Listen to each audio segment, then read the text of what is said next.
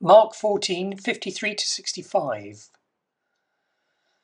They took Jesus to the high priest, and all the chief priests, the elders and the teachers of the law came together. Peter followed at a distance right into the courtyard of the high priest, and there he sat with the guards and warmed himself by the fire. The chief priests and the whole Sanhedrin were looking for evidence against Jesus so that they could put him to death. They didn't find any. Many testified falsely against him, but their statements actually didn't agree. Then someone stood up and gave this false testimony against him. "Oh, we heard him say, 'I will destroy the temple made with human hands, and in 3 days he will build another, not made with hands.'" Yeah, even their testimony did not agree. Then the high priest stood up before them and asked Jesus, "Are you not going to answer? What is this testimony that these men are bringing against you?" But again, Jesus remained silent and gave no answer. And again, the high priest asked him, "Are you the Messiah, the Son of the Blessed One?"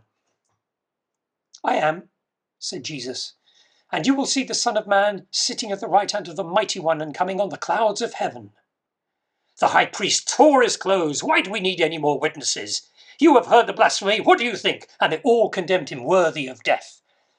Then some began to spit at him. They blindfolded him, struck him with their fists, and said, "Prophesy! Who struck you just then?" And the guards took him and beat him. And at this point, Jesus appears to become totally powerless.